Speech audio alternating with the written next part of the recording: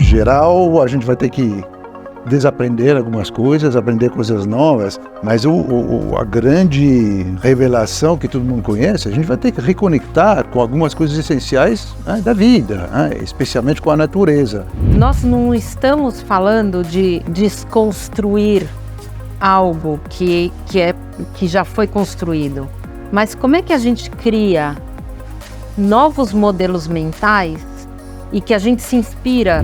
Parte do processo que a gente está tendo hoje em dia, alguns movimentos anti-ESG, eles têm a ver exatamente pelo conceito do extremismo, de querer levar a coisa muito por um lado só.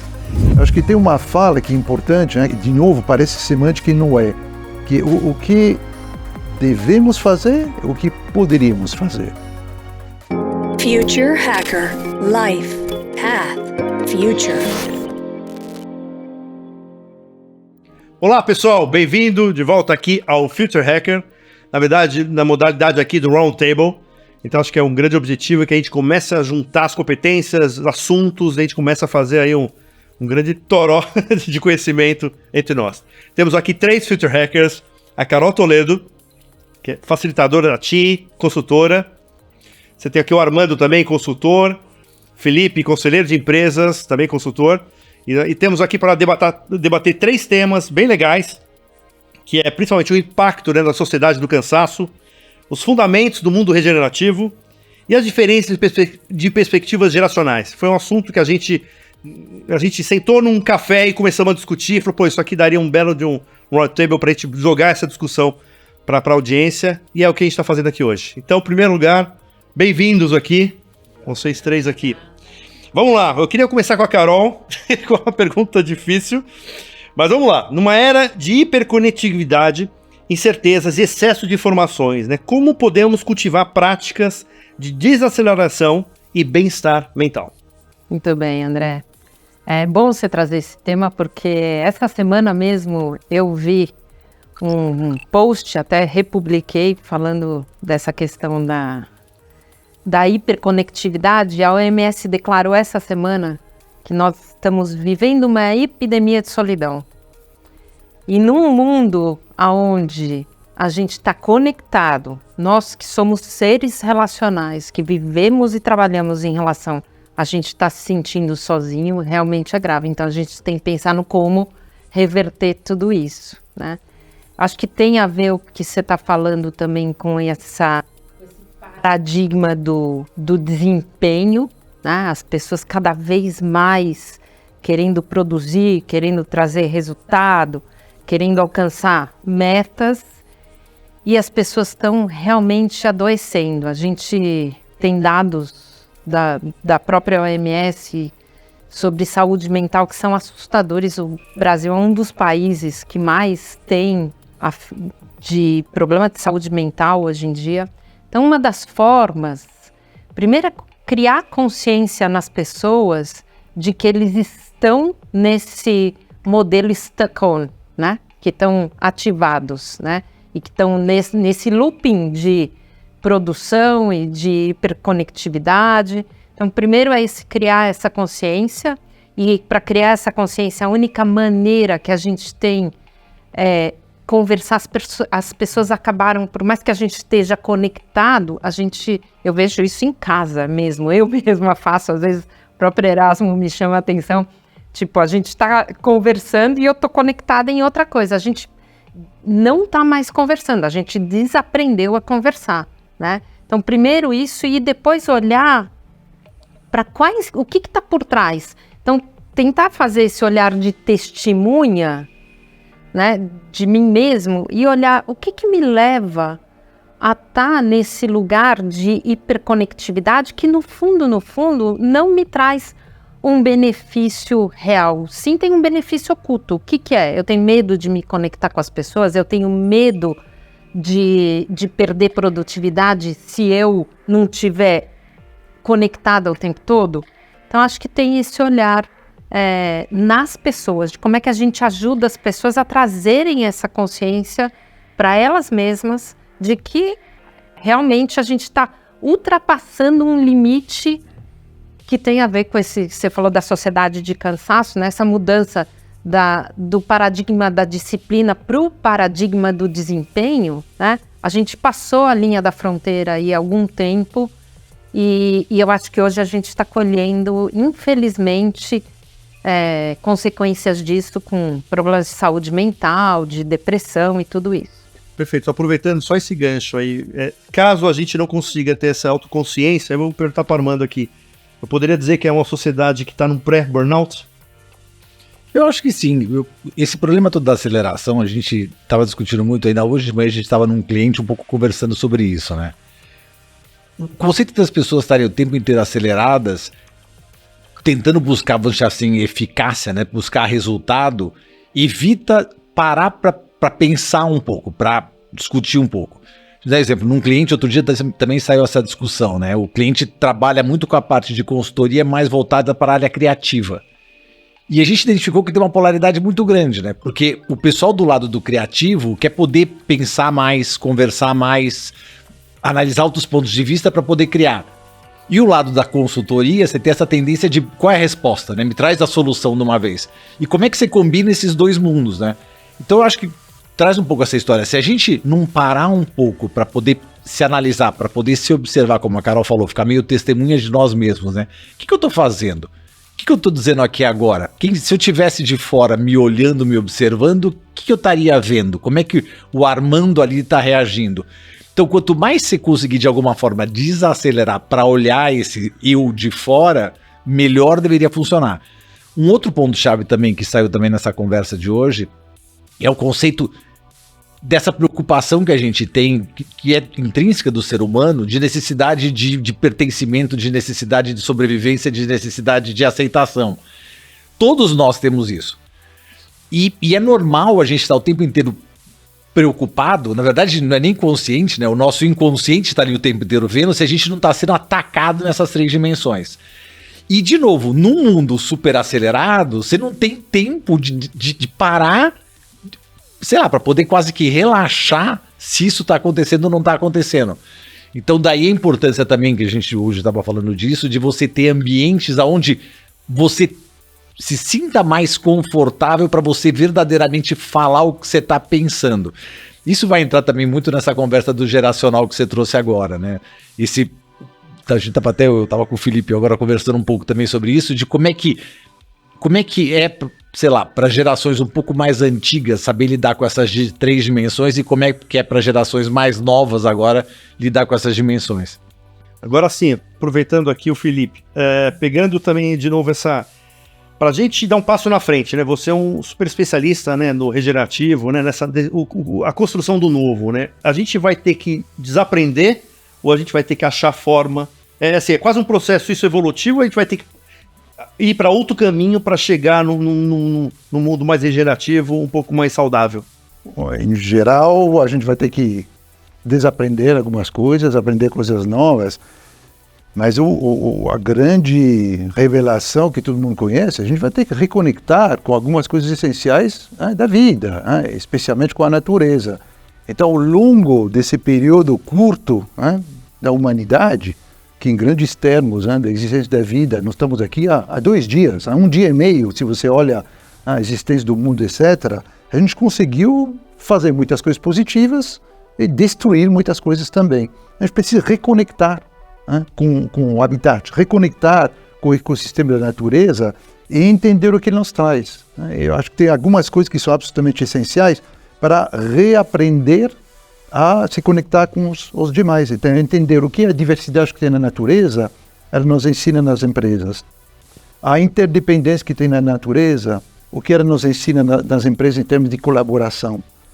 Você tem a questão da singularidade que tem na natureza, que cada célula, cada ser vivo, ele tem um papel da natureza. Cada um de nós tem um papel aqui na sociedade. A gente precisa, como um líder, o meu trabalho é de permitir que o outro se expressa na sua própria singularidade. E não fazer robôs, todo mundo que acaba repetindo a mesma coisa. E a gente continua, tem vários parâmetros essenciais que a gente encontra na natureza, que a gente precisa realmente reaprender para alguns, ou aprender para muitos, e começar a colocar isso dentro da nossa vida, no cotidiano, né? A gente precisa parar, eu acho que isso é um tema central, parar, respirar, observar, tem que ir na natureza, sair da cidade e olhar realmente o que é tudo isso, como que é possível que tudo isso sobreviveu bilhões de anos e nós estamos conseguindo destruir isso em tão pouco tempo. E o líder regenerativo, ela vai entender isso, utilizar esses temas essenciais que existem na natureza, esses critérios essenciais, e colocar isso no seu dia a dia. É o primeiro passo, parar. Parar no dia a dia, nas reuniões. Tem empresas hoje em dia que começam as reuniões com momentos de silêncio, né? Trabalha de outra maneira, essa coisa linear, extrativista, monoagricultura e tudo isso. A gente está repensando tudo isso, né? Indústria por indústria, e o modelo de liderança precisa colocar essa gasolina, né? Se você quiser, palavra horrível, obviamente, dentro do contexto no qual a gente está hoje, mas a gente precisa colocar uma energia renovada para justamente poder permitir que tudo isso aconteça. Se te der um passinho, Patrick, eu lembro que teve uma discussão muito interessante que aconteceu no grupo do próprio Future Hacker, que foi um pouco uma provocação, né? A gente colocou da escala de Maslow, né? Que é as necessidades fisiológicas, autorrealização, e o que a gente percebe é que, assim, na pirâmide, a autorrealização pessoal, ela tá na frente, teoricamente, do bem-estar coletivo, entre aspas, né? Você acha que é o momento de revisitar essas coisas? Porque assim, se eu for olhar na natureza, quer dizer, né, o primeiro lugar é o coletivo. É quando, né, você... E aqui você tem essa necessidade de eu tenho uma autorrealização para depois eu pensar no bem-estar coletivo. Vocês acham que esse tipo de coisa, como você falou, tem que parar para pensar? Vocês acham? Aí pode qualquer um responder. Está tendo uma evolução, André, dentro desse modelo de liderança regenerativa, do que a gente tipicamente chamou o ego. Eu quero para mim, eu quero ser reconhecido, eu quero recompensas. Indo para o eco, eu faço parte de um ecossistema, e depois indo para o ser, que é de servidor. E aí, no meio disso, o que a gente começa a reconhecer? O papel central da mulher, o papel central dos parâmetros de liderança da mulher, indo para o coração, fugindo um pouco da cabeça, indo para o coração, e fugindo dos modelos patriarcais, fugindo de vocabulário militário que a gente tem das empresas. Então, tudo isso está acontecendo em algumas empresas, mas precisa ser muito mais mainstream. O que você acha? Você está trazendo essa questão desse olhar do indivíduo e do coletivo. Eu quero trazer uma reflexão aqui, né? Que eu acho que na natureza, a natureza tem esse olhar do coletivo, mas existe individualidade, né, na natureza, singularidade. E existe esse respeito às hierarquias. Nós não estamos falando de desconstruir algo que já foi construído, mas como é que a gente cria novos modelos mentais e que a gente se inspira, por exemplo, essa questão da interdependência. Você trouxe a questão da hiperconectividade, né? Cada um se meteu na sua caixinha. Eu pego e entro no meu mundo e esqueço que tem muita riqueza nas interconexões, né? E a natureza, ela nos inspira e nos traz essa reflexão de que tudo se mantém vivo quando existe essa interconexão, essa inter-relação, né? Então, acho que o que o Felipe traz dessa liderança regenerativa é a gente realmente olhar para como é que nós estamos inspirando outras pessoas para que elas possam realmente dar um valor à individualidade, mas estando a serviço de um coletivo. Isso que para mim é o que mais está em voga hoje. Porque o que acontece? A gente veio daquele modelão, né, mecanicista, onde a gente se tornou bem egoísta, né? E esse egoísmo nos afastou de olhar para que a gente só sai dos desafios modernos com problema de clima, né?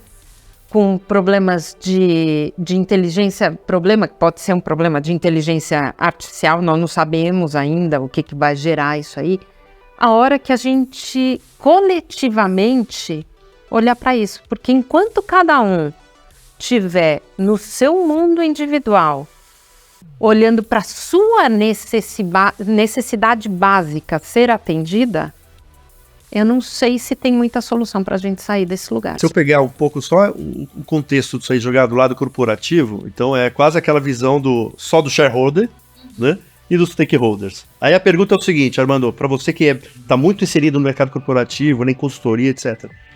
É possível gerar valor para todos os stakeholders?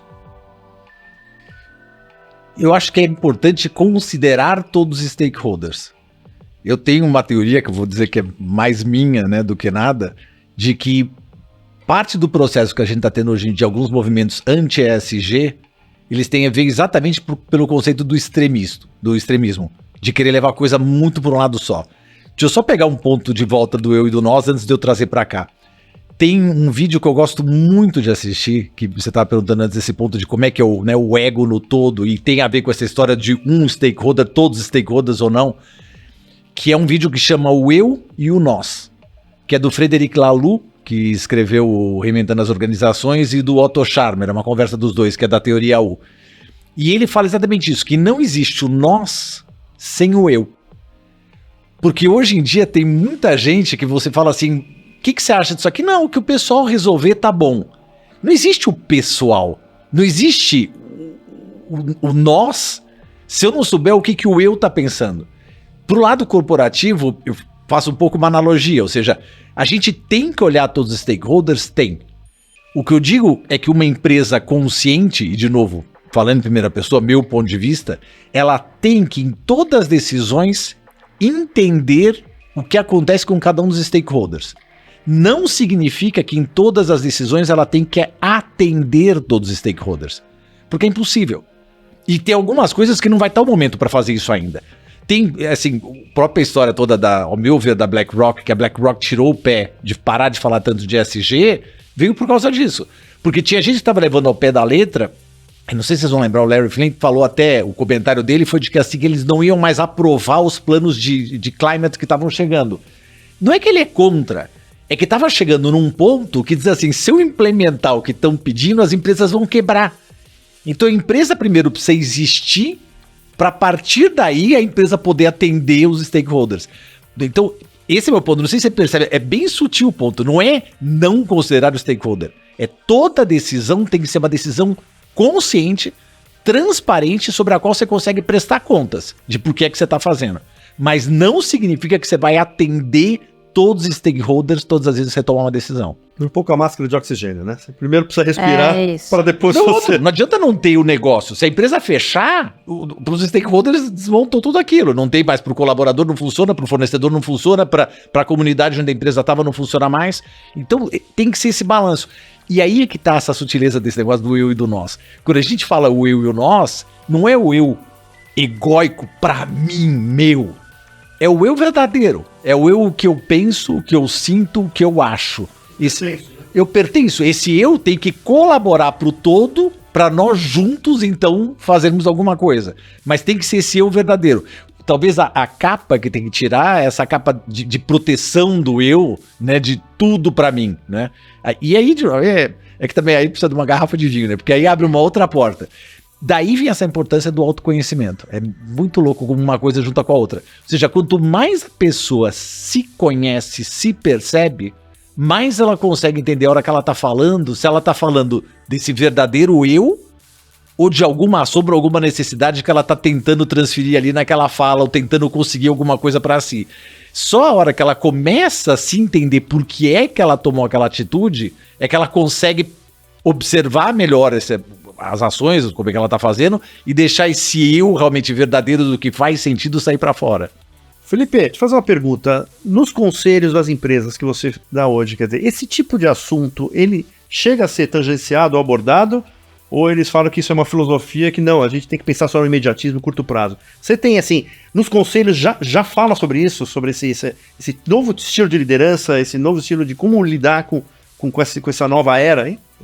Então, eu te falaria que sim, depende dos conselhos, depende das indústrias, tem indústrias muito mais conservadoras que outras, depende dos acionistas, depende dos líderes dentro das empresas. Eu sempre estou falando de... as pessoas sabem o que sabem o que não sabem, e não sabem o que não sabem. Então, um dos meus papéis é sempre tentar aumentar o que sabem que não sabem. Pelo menos agora tem uma série de assuntos, você não sabia, não estava nem na mesa, agora você sabe que tem que falar sobre isso. Então, eu posso falar que ontem eu estava numa reunião na qual teve uma apresentação muito interessante sobre recursos humanos, com uma série de explanações sobre ações muito concretas, planos de ação, uma coisa muito interessante. E eu provoquei uma conversa sobre o papel do líder dessa agenda. Eu perguntei, o seu papel é mais de trazer listas concretas de ações? Quando você está no elevador conversando com uma pessoa que acabou de entrar na empresa, como você vai se apresentar? Eu sou o diretor, o vice-presidente de recursos humanos, ou você vai falar alguma coisa como eu sou o guardião do bem-estar e do sucesso dos empregados? E, obviamente, essa maneira de abordar esses temas dentro das empresas está começando. Você tem algumas empresas no Brasil, são poucas, são muito grandes, nas quais isso agora é falar comum no dia a dia, todo mundo está falando sobre isso. Mas você tem que saber que tem dezenas de milhares de empresas brasileiras que são os fornecedores dessas grandes empresas que ainda não sabem muitas coisas. Então tem um trabalho de educação, de letramento absolutamente fundamental, ele é crítico fazer esse trabalho para falar sobre toda a parte social, a parte ambiental, a parte de governança. Eu acho que isso é uma coisa cultural, as pessoas começam a falar do fato que eles estão compliant. Você fala, como assim? Você vai celebrar que você tem compliance? Isso não se celebra, isso é o ponto de partida.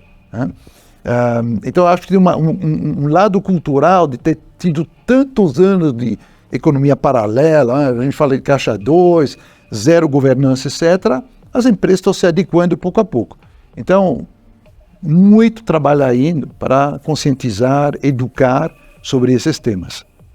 E é legal isso que o Felipe está falando, porque, inclusive, a gente vai participar agora do Congresso de Gestão e RH do Interior, eu e o Armando, e eu falei exatamente sobre os líderes e o RH como guardiões desta cultura de bem-estar, de colaboração, uma cultura saudável. Que, infelizmente, e acho que o Felipe deve ter mais informação do que a gente sobre isso, ainda existe isso pesquisado pelo Sage Group, dizendo que um grande número de pessoas do C-Level ainda acredita que o RH é um papel puramente operacional, sendo que é o papel das pessoas que cuidam de pessoas. Então vamos cuidar de quem cuida e vamos cuidar das pessoas, né? Porque o principal recurso que tem uma organização são as pessoas. Se a gente não cuida das pessoas, não tem organização. Então eu acho que tem essa reflexão de como é que a gente vai transformando as culturas e criando células dentro das organizações de guardiões de bem-estar, de felicidade. Eu estou lendo um livro que foi até a Juliana Sawaia que me deu, que chama The Good Life. E fala exatamente isso, que é as pessoas que têm uma vida com significado, uma vida mais feliz, são aquelas que têm relacionamentos saudáveis, que têm um propósito de vida e que vivem uma vida com significado. A pessoa mais feliz não é aquela que tem mais dinheiro. Isso a gente tem que ir desconstruindo, porque no mundo capitalista, o que importava era o dinheiro. Então era fazer qualquer coisa, nem que isso seja ferir o bem-estar das pessoas e ferir a continuidade da organização. Nós temos exemplos, né, bem próximos aí de companhias que foram destruídas, assim, por conta disso, de que, primeiro, o resultado financeiro. Existem vários outros capitais que podem gerar, sim, um resultado financeiro, mas o resultado financeiro não é o primeiro. Eu acho que o que a gente está reconhecendo hoje é o movimento ESG, na sua... quando nasce, ele nasce porque instituições financeiras, bancos, reconhecem o que a Ana acabou de falar, é que nós crescemos e ganhamos dinheiro aos custos do planeta, das pessoas. Isso passa a representar um risco para a empresa, tá? Então nós estamos agora colocando um preço nas externalidades da empresa. Estamos reconhecendo isso. Então, realmente, no início do ESG, era unicamente isso. Eu vou avaliar qual é o risco que a empresa corre em função de todos esses elementos sociais e ambientais. Isso depois evoluiu, mas ainda tem um processo, que é o processo core, que é análise de risco. Depois a gente foi para outras coisas que hoje em dia a gente fala sustentabilidade, a gente fala regeneração, que tecnicamente não é ESG, é outra coisa. Mas enfim, as empresas estão aprendendo a precificar todos esses impactos negativos que criam na sociedade, na natureza, etc, etc. Não, eu queria aproveitar e fazer um gancho, um ponto que a Carol tinha colocado, né? Dessa coisa do ganhar dinheiro, do resultado e tudo mais.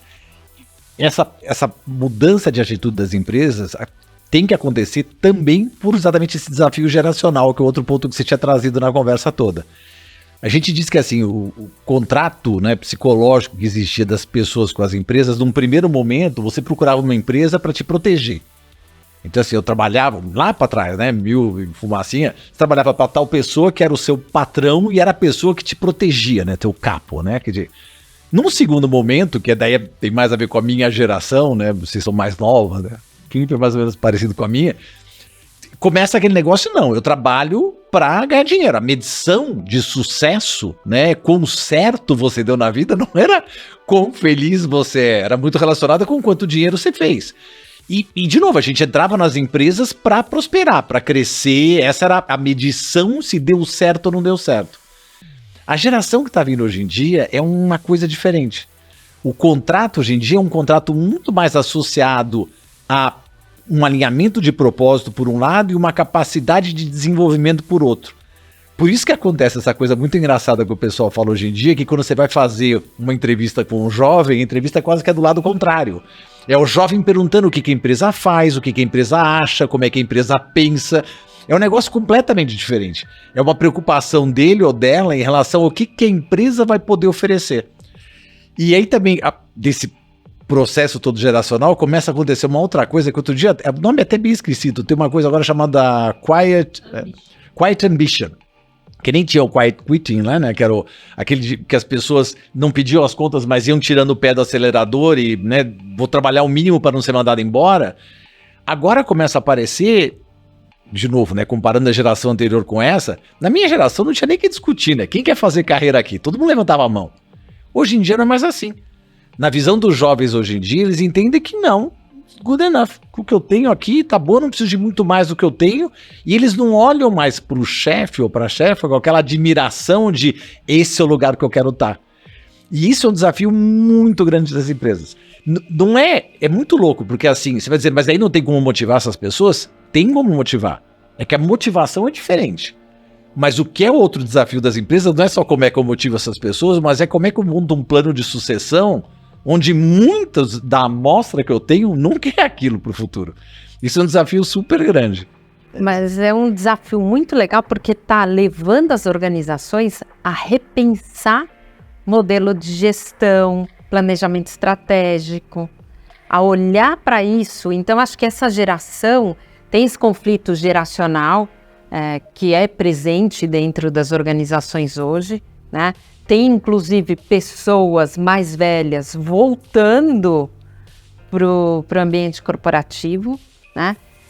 E eu acho que tem esse olhar de que a comunicação entre essas gerações é o que vai dar a diversidade cognitiva suficiente para a gente poder desafiar o status quo e falar assim, não é mais dessa maneira, vamos provar de um outro jeito, né? Então essa geração, ela traz essa inquietação e traz essa questão assim, tipo, eu vim aqui para mexer, né? A questão é como é que a liderança que hoje tem como liderado essa turminha que o dia de amanhã tá dizendo, olha, eu não quero o teu lugar o dia de amanhã, como é que essa liderança consegue dialogar e criar impacto positivo, influenciar e ser influenciado por essa turma. Feito esse intercâmbio, foi inclusive uma pauta hoje, né, que eu entrevistei a Andréa Álvares, que ela falou exatamente sobre isso, assim, o quanto falta esse intercâmbio, né, de conhecimento, de expectativa entre as gerações. E ela falou, e eu que acredito também, não existem muitos lugares onde existe esse intercâmbio, né? Como é que a gente poderia provocar, Armando, como é que você acha que se provoca exatamente o que a Carol falou, assim, essa diferença de perspectiva, mas que seja assim, harmonizando as diferenças, né? Acho que mais do que achar um senso comum, mas como é que harmoniza a diferença entre gerações? Eu não sei se a solução é harmonizar ou a solução é integrar, que parece que é jogo de palavras, mas não acho que é, né? Eu acho que tem muito a ver com o espaço de escuta. E aí a gente vai voltar de novo para aquela historinha da segurança psicológica, né? Ou seja, como é que eu consigo ter um lugar onde as pessoas têm espaço para falar o que elas acham, para elas poderem contribuir com a visão delas? De novo, né? Hoje a gente estava numa discussão muito forte dessa de manhã cedo. Você não significa que porque eu falo vai ser do meu jeito. Não é esse o ponto. Mas eu preciso de alguma forma poder escutar o que as pessoas pensam, inclusive até do ponto de vista de inovação, de divergência com qualidade, de crescimento. Como é que a empresa consegue inovar se ela tem um modelo tal que as pessoas não têm esse espaço para poder falar, para poder contar o que elas estão achando? Então, e aí tem várias maneiras, né? Tem literalmente, tem modelos de gestão, tipo autogestão, que é outro tema que eu adoro, que eu sou apaixonado, mas isso é um outro Future Hacker que a gente pode fazer. Ou tem mesmo por esse lado de você criar um ambiente onde isso aconteça.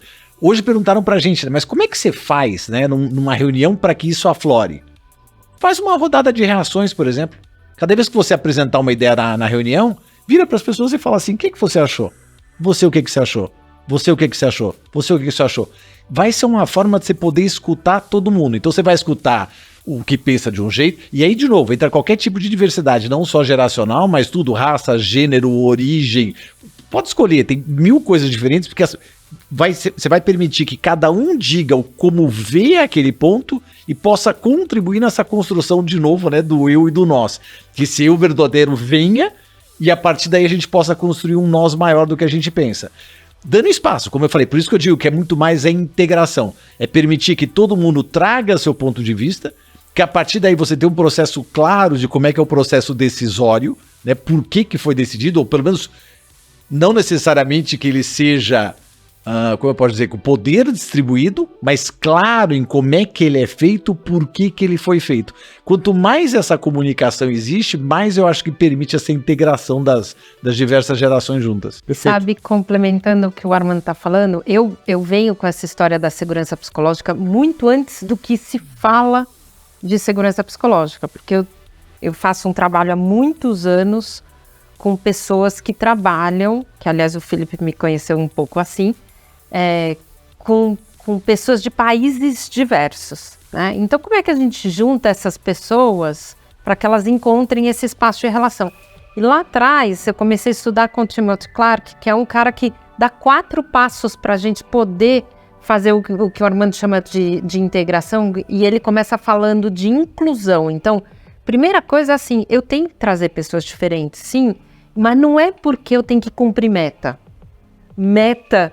de diversidade, é porque eu tenho que trazer pessoas diferentes, porque essas pessoas diferentes dentro da minha organização vão trazer perspectivas diferentes. Então eu tenho que trazer e não treinar todo mundo para ser igual. Eu tenho que abrir espaço de inclusão para que essas pessoas sejam incluídas, depois que elas conheçam, que tenham conhecimento umas das outras, então é essa convivência.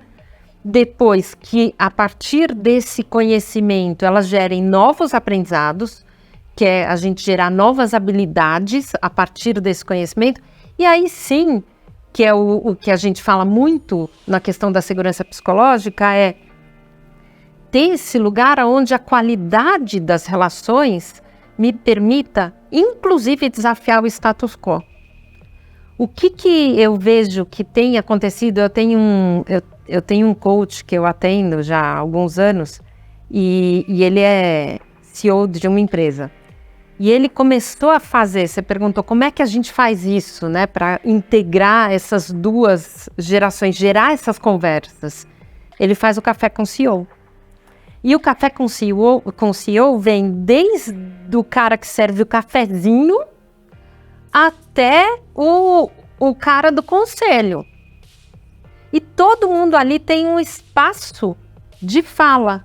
E é um espaço de fala que vai além do negócio. É um espaço de fala que inclui a experiência pessoal de cada um, com o negócio e fora do negócio.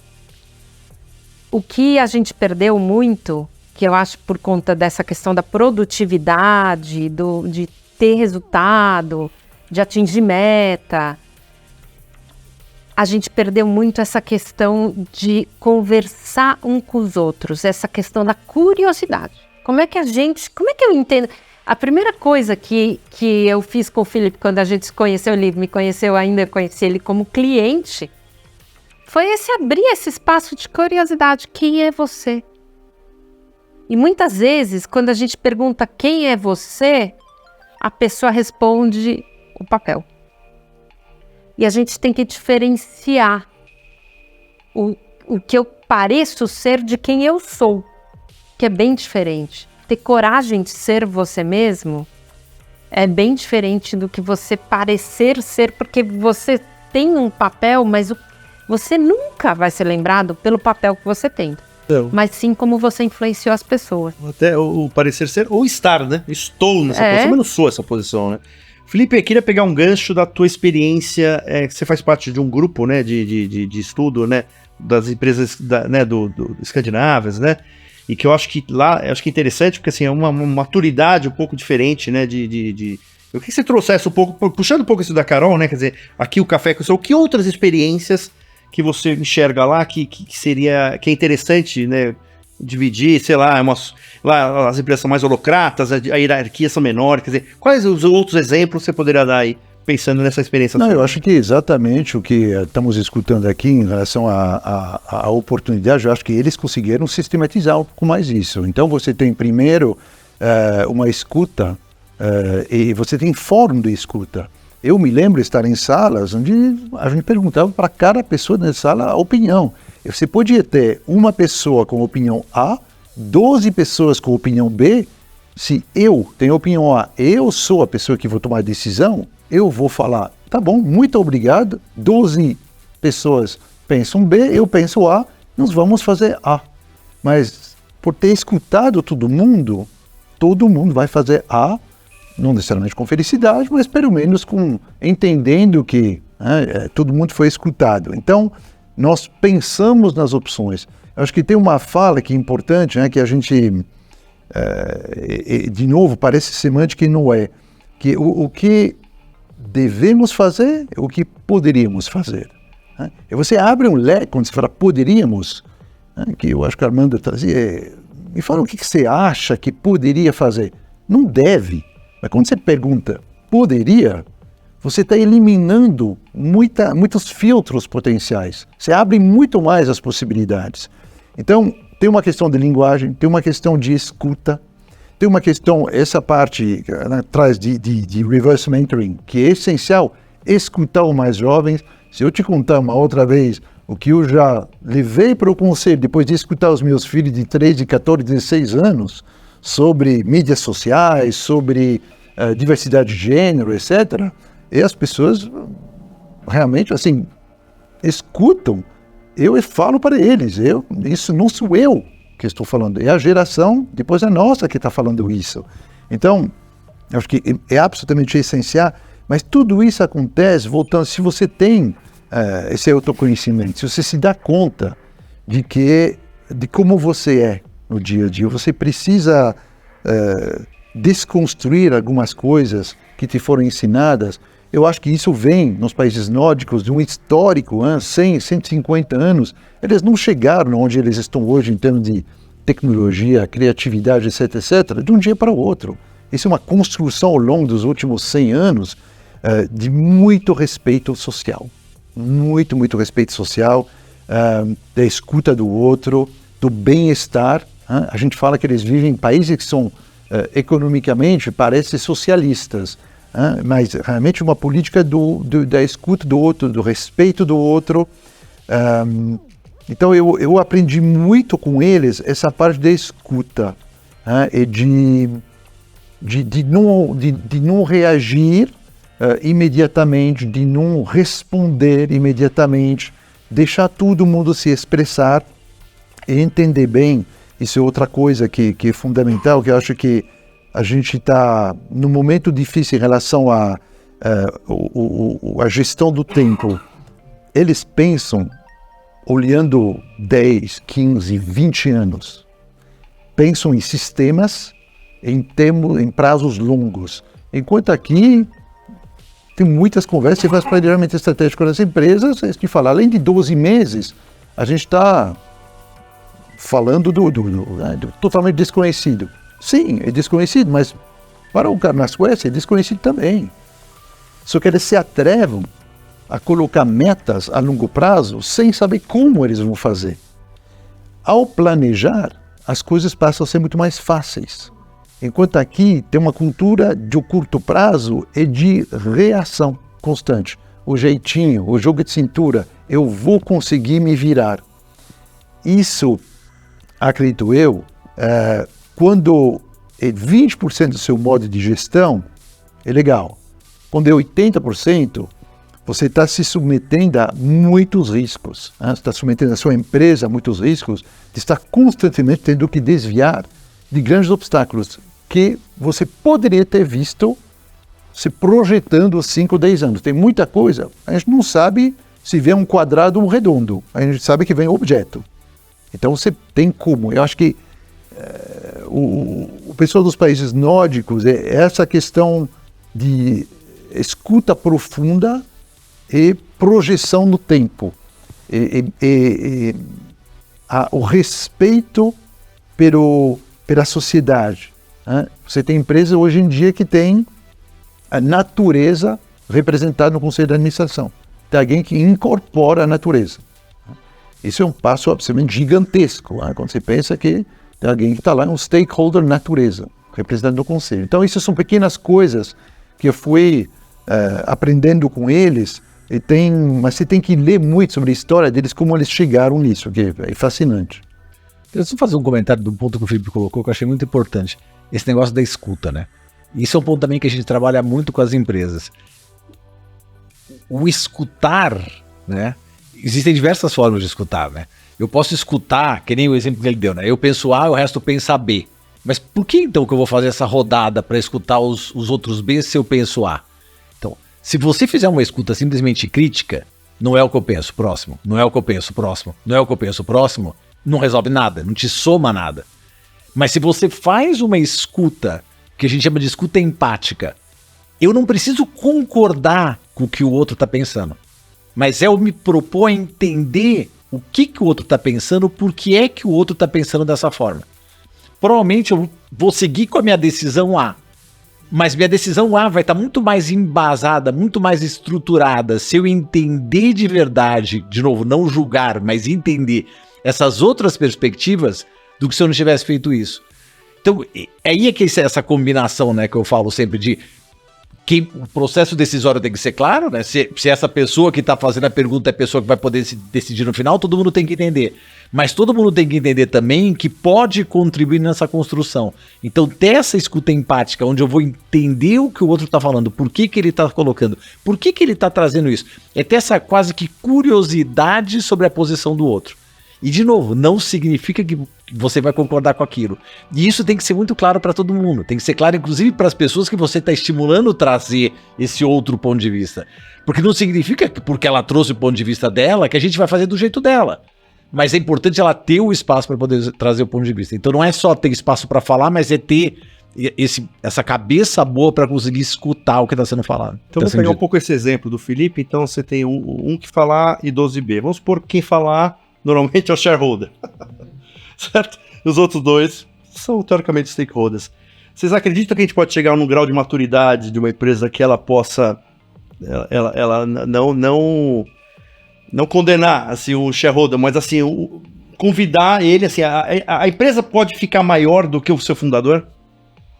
Olha, que boa pergunta, porque eu acho que nesse sentido, eu acho que é muito importante que para que a empresa fique maior do que o seu fundador, que ela não se afaste da sua essência. Porque o que acontece com muitas organizações? Elas evoluem, mas se afastam da sua própria essência.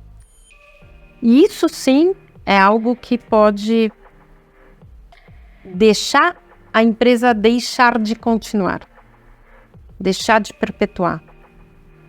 Porque, de novo, o fundador, quando ele pensa na organização lá atrás, tem a ver com um sonho, com um propósito, né?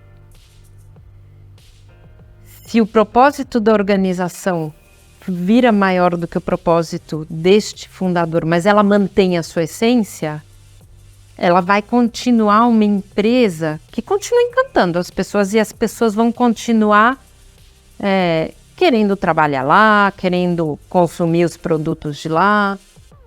Então, eu acho que tem esse olhar, depende da essência, de quanto ela consegue manter a essência. E provocando de novo, e se não é que o sonho, a realidade fica maior que o sonho, e essa realidade é totalmente oposta à visão inicial desse sonhador? Você pega exemplos hoje, né, de empresas aí que são renomadas, que são com origem escusas, e a empresa pode ficar, às vezes, de uma maneira e crescer para um lado positivo, tendo fundadores que, teoricamente, criaram toda essa empresa de formas escusas. Ou seja, ela não poderia expulsar esse fundador? Demitir o fundador? Assim, a empresa pode demitir o seu fundador? Não, mas eu acho que são temas um pouco diferentes aqui. Eu acho que tem muitos exemplos de empresas que cresceram fora da ideia original. Você olha, grandes grupos que têm 100 anos, você olha, começaram de um certo jeito e foram crescendo, indústrias diferentes, com pessoas que influenciaram, e tem uma família, um fundador, depois uma família do fundador, que continuam sendo os acionistas da empresa e permitem que a empresa cresça de maneira diversa. Isso não significa, como eu falava, que isso não tem uma essência de propósito, de valores, que se replica em todo o negócio. Agora, eu não sei muito bem o que significaria crescer além do fundador. Tem também muitos casos de empresas que foram fundadas, que foram compradas e houve um turnaround, uma mudança muito radical. Algumas deram certo, algumas deram errado. Então, as circunstâncias, eu acho, de cada empresa são tão variadas que é difícil falar sim ou não a uma pergunta dessa, mas eu acho que o que está mudando é o tipo de pergunta que as pessoas estão fazendo em relação ao porquê das empresas. Então, antigamente era alimentar o desejo de enriquecimento dos acionistas. Isso mudou. Então, o acionista tem que ser adequado. Eu acho que você pergunta se a empresa pode ficar maior que o acionista. Eu acho que os desejos dos demais ficam maiores do que o desejo único do acionista, às vezes. E aí o acionista tem que se adequar ou ele tem que sair se não quer perder o negócio, que é uma possibilidade também. Se você não se adequar ao que os seus stakeholders querem, você pode perder tudo. Perfeito. Deixa eu só fazer um gancho desse ponto que você colocou, que me deu uma cutucada aqui, que eu achei interessante, da empresa que nasce escusa. Eu acho que a maioria delas, que a gente hoje em dia classifica como empresas que nasceram escusas, na época que elas nasceram, elas não eram escusas. Muitas vezes, naquela época, esses eram os valores e as crenças que existiam naquela época de que aquilo era aceitável. E aí vem de novo a super importância do papel do conselho, né? Porque cabe ao conselho, eu gosto muito da frase que o Fábio Barbosa tem uma frase famosa que ele fala, né? Que a gente vai ser julgado daqui a 10 anos pelas decisões que a gente está tomando hoje, mas com as regras e os valores de daqui a 10 anos. Então, o papel do conselho está exatamente aí. Se a empresa ela é gerenciada, um conselho que está olhando simplesmente muito mais o shareholder que os stakeholders e dizendo, mas isso aqui que eu estou fazendo é legal, isso aqui é legal. Então, pode deixar de ser legal. Pode ser que lá na frente não seja mais. E aí, no encontro desse, a gente vai estar falando da empresa escusa que lá atrás fazia daquele jeito. Então, eu acho que esse que é o pulo do gato sempre. Do papel do conselho, um pouco que nem ele tinha dito, da gente estar olhando o que vem lá para frente. Eu não sei se é um quadrado ou uma bola, mas vem vindo alguma coisa, né? Algo está mudando, algo está sendo diferente. Como é que a gente se prepara para esse algo diferente? Como é que a gente começa a trabalhar aqui o grupo para poder fazer algo diferente? Para mim, muito desses conceitos que estão hoje em dia, principalmente associados tanto à parte de ESG como à parte de sustentabilidade e generação, tem a ver com isso. Coisas que hoje em dia são aceitáveis, mas que provavelmente num médio prazo já não vão mais ser. Então cabe exatamente o papel dos conselhos de começarem a questionar o que será que pode vir a mudar. E para que isso aconteça, é meio que um arremate para essa conversa toda. Se você não tiver uma conversa verdadeira no conselho, onde as pessoas podem verdadeiramente falar o que elas estão pensando, o que elas estão achando, por mais esquisito que seja, eu digo esquisito porque não é só o ponto de ter espaço de eu poder falar o que eu penso, é poder falar o que eu imagino. E se viesse uma coisa assim, isso aí vai ver que nunca vai vir, mas não sei, se eu não tiver esse espaço de fala para as pessoas poderem realmente trazer o que pensam, eu não vou conseguir me antecipar muitas vezes a algumas dessas coisas que vão, desses quadrados ou círculos que vão estar vindo lá na frente, né? Um pouco do nosso projeto é isso, vamos hackear o futuro para tomar decisão no presente. É isso mesmo. E o líder, né, André, eu acho que o papel, ele é de performar e de transformar. E tem muitos conselhos que estão no performar. E pode ser até performar a médio prazo, daqui a 1 ano, daqui a 2 anos. Mas o nosso papel é ser capaz de antecipar e transformar hoje, né, fazer hoje para poder colher daqui a 3, 4, 5 anos. Então, você tem que realmente entender o seu papel, tanto num conselho, se você é CEO, etc., você tem que performar e transformar. E para transformar, tem que ter uma coisa, além de curiosidade, que a Ana sabe que isso é uma coisa que eu prego muito, mas você tem que ser corajoso. E porque é muito difícil. Você pode estar entrando em grupos que não entendem, eles não têm o letramento que você tem, então não entendem o porquê você está fazendo isso, ou que estão contra o que você está fazendo. E a gente está vendo empresas que conseguiram realmente se transformar, oferecer produtos novos, serviços novos, reduzir os seus custos e tudo. E a gente acredita que aquilo lá foi feito em 1 ou 2 anos, foi super leve. Quando você vai ver realmente o que aconteceu, nasceu de conversas extremamente difíceis e de gente que foi muito corajosa. Perfeito. A gente está chegando aqui ao final, queria primeiro aí agradecer muito a presença de vocês, dizer que assim, não é à toa que temos aqui, né, liderança, né, corporação, né, escuta, comunicação, eu acho que tem um caminho aí que a gente está seguindo. Eu queria que vocês dessem as considerações finais aí, Armando, Felipe e Carol. Posso começar?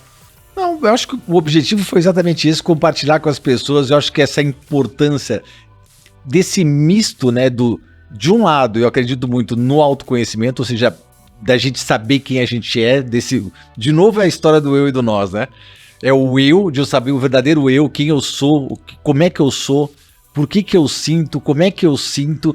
Eu até brigo de vez em quando com as pessoas.